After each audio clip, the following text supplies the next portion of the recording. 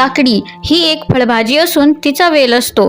Cucurbitaceae कुलातील या वेलीचे शास्त्रीय नाव Cucumis सटिवस आहे. ही वनस्पती मूळची भारतातील आहे. भारतात तिची लागवड साधारणपणे 3000 वर्षापूर्वीपासून होत आहे.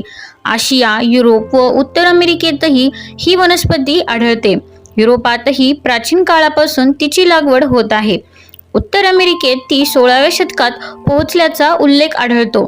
काकडीच्या सरपट वाढणाऱ्या वेलीच्या खोडावर कोवळे रोम असतात.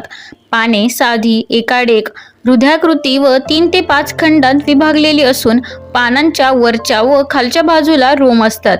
एकाच वेलीवर नरफुले व मादी फुले अशी 2 प्रकारची फुले येतात. नरफुले झुपक्याने येतात. मादी फुले एकेकाठी तळाला फुगीर आणि केसांनी आच्छादलेली असतात. नरफुले प्रथम उमलतात तर मादी फुले नंतर उमलतात. फळे दंडगोलाकार, रसाळ, विविध आकारांची व आकारमानांची असतात. बिया पांढऱ्या गुळगुळीत असून त्यांचे बाह्य कवच कठीण असते. काकडी वनस्पतीला उष्ण व कोरड्या हवामानाची गरज असते.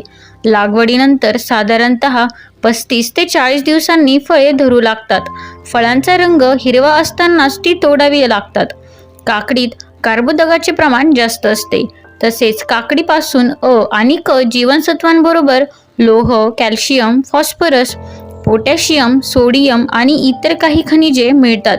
तिच्या बिया शीतल व पौष्टिक असतात. मगज दाहनाशी असतो. काकडीत सुमारे 96% पाण्याचा अंश असल्याने प्रामुख्याने उन्हाळ्यात तिचे सेवन करतात. लोणची, कायरस आणि कोशिंबीर यांमध्ये तिचा उपयोग करतात. मावळी काकडी, पुणे खीरा, पनवेल काकडी, शीतल, प्रिया, तार काकडी, पुसा संयुग इत्यादी काकडीचे काही प्रकार आहेत.